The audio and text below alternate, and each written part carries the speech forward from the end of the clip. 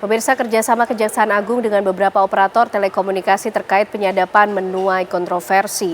Mencuat kekhawatiran kerjasama itu bisa mengancam privasi dari warga negara serta berpotensi diselewengkan jika tak ada aturan yang ketat soal penyadapan. Selengkapnya dalam Ulas Utas, Kejaksaan bisa menyadap ngeri-ngeri sedap.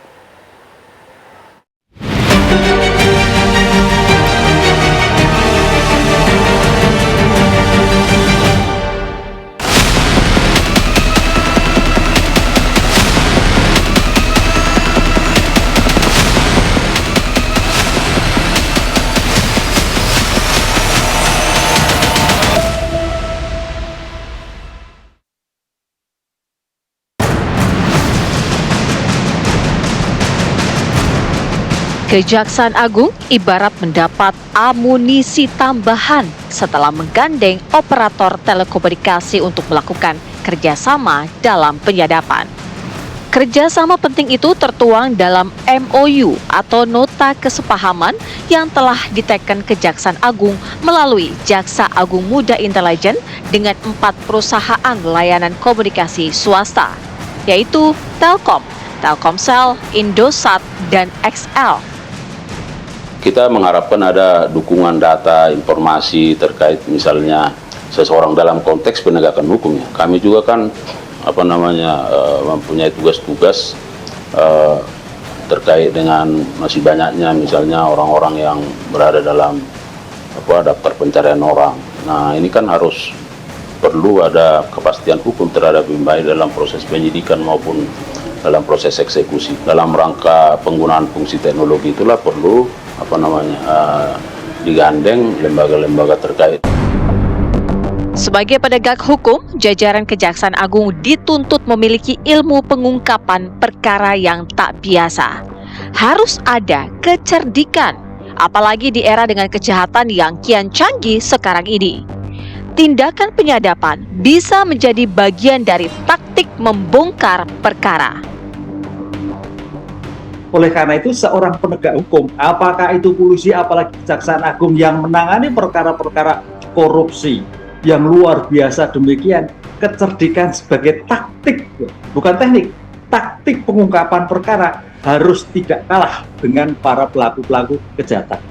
Dengan demikian, sebagai usaha dalam rangka kerjasama dengan provider untuk mengungkap perkara, itu langkah tepat untuk mengimbangi tingkat kejahatan yang semakin canggih.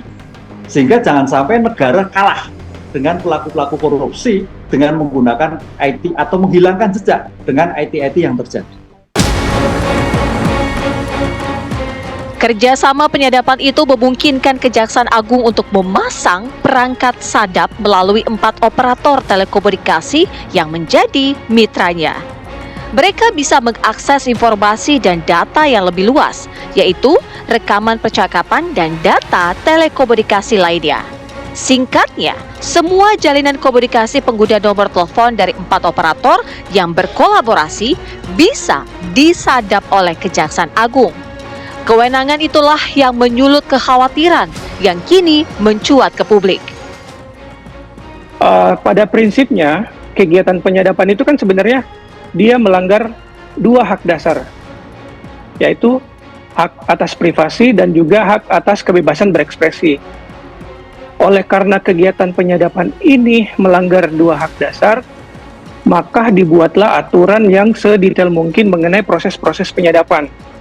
Salah satunya melalui proses pengadilan dan juga ada proses pengawasan dari lembaga-lembaga terkait. Nah, MOU ini ibaratnya kalau kita lihat, itu dia terkesan membuat simpel aturan-aturan itu, jadi bisa terjadi potensi penyalahgunaan wewenang di sana melakukan penyadapan.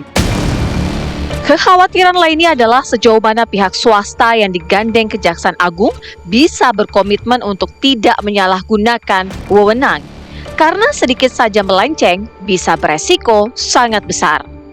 Dan juga operator seluler ini harus memastikan bahwa mereka taat pada hukum, yaitu ada aturan yang melindungi data privasi konsumen di Indonesia. Jadi mereka juga harus memastikan MOU yang mereka lakukan dengan Kejaksaan Agung ini tidak melanggar undang-undang yang ada. Dengan seperti itu, para konsumen pengguna seluler di Indonesia bisa merasa nyaman dalam berkomunikasi dalam kehidupan sehari-hari. Kalau MOU melanggar undang-undang, oleh karena itu MOU ini harus batal secara hukum karena sudah ada undang-undang yang mengatur lebih detail. Jadi karena posisi undang-undang itu lebih tinggi. Lantas bagaimana Kejaksaan Agung melihat kecemasan masyarakat atas penyadapan yang terkesan bebas dan berpotensi menerjang privasi hingga keamanan data pribadi itu? Saya kira itu hal biasa sebenarnya dua instansi kejaksaan dengan berbagai komponen, dengan lembaga-lembaga lain melakukan hubungan kemitraan, karena memang berdasarkan ketentuan-ketentuan hukum dalam konteks penegakan hukum itu bisa dilakukan. Kami juga bisa memastikan bahwa pelaksanaan ini akan dilakukan secara hati-hati, ya, secara hati-hati. Dan juga kami mau sampaikan kepada publik bahwa dalam konteks ini tentu tidak membatasi ruang privasi publik, karena itu tidak boleh, ya. Dan kami tentu taat ajas di situ. Jadi ini murni karena dalam konteks penegakan hukum perlu ada fungsi yang bisa mendukung, membantu itu, sehingga perlu dikerjasamakan. Sementara itu, Wakil Rakyat di Gedung Parlemen Senayan mengingatkan bahwa penyadapan yang dilakukan Kejaksaan Agung semestinya menunggu adanya undang-undang tentang penyadapan. Kami ingin mengingatkan bahwa pasal 30C dalam Undang-Undang Kejaksaan nomor 11 tahun 2021 itu mengatur bahwa penyadapan yang dilakukan oleh kejaksaan itu menunggu adanya undang-undang tentang penyadapan. Meskipun dalam norma tidak dicantumkan, tapi itu kesepakatan pemerintah dan DPR bahwa dalam rangka melaksanakan penyadapan sebagaimana yang diatur dalam pasal 30C Undang-Undang Kejaksaan Republik Indonesia nomor 11 tahun 2021 itu harus menunggu undang-undang tentang penyadapan sebagaimana putusan Mahkamah Konstitusi. Penyadapan yang dilakukan oleh penegak hukum itu sebenarnya sudah ada putusan Mahkamah Konstitusi agar pemerintah dan DPR itu membentuk undang-undang yang mengatur khusus tentang penyadapan. Ya, sebab penyadapan itu itu kan kalau tidak diselenggarakan dengan prinsip kehati-hatian, maka ini akan berpotensi menyalahgunakan kewenangan penegakan hukum itu sendiri. Ketika kebijakan diberlakukan, sudah seharusnya dibarengi dengan aturan yang jelas, termasuk kebijakan yang digulirkan oleh lembaga penegak hukum sekalipun.